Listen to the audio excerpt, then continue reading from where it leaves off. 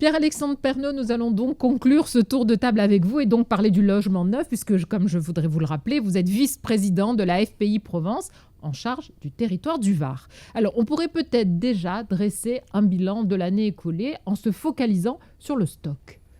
Alors, oui, écoutez, merci de me laisser la parole sur ce sujet effectivement bien délicat qu'est le logement neuf, je dirais au niveau national et actuellement sur le territoire varois.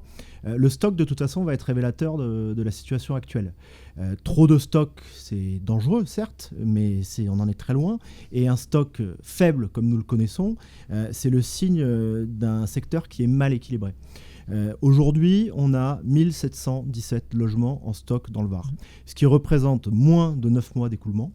Et dans un marché qui, pour être équilibré, devrait représenter 3000 logements, on constate qu'on a un vrai problème d'offre.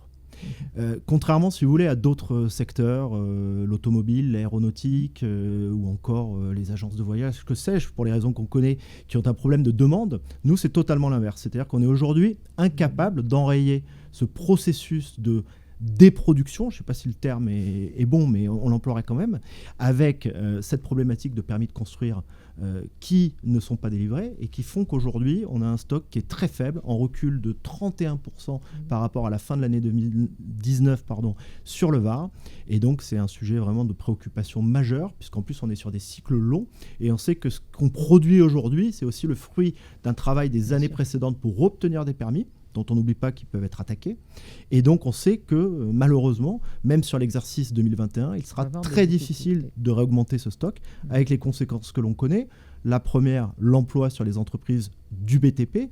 Et je crois que ça a été dit précédemment. Absolument. La situation est inquiétante et ça ne va pas s'arranger. Et également sur la production de logements sociaux, puisque la plupart de nos opérations sont mixtes et donc on produit des logements sociaux. Alors là, on a vu un petit peu le bilan sur le stock. Forcément, ça nous amène à parler du prix. De toute façon, c'est lié.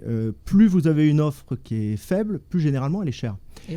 La vraie difficulté, si vous voulez, c'est qu'on aimerait, nous, promoteurs, être capables d'avoir une offre qui s'adapte aux actifs de notre territoire. C'est eux qu'on voudrait loger en premier.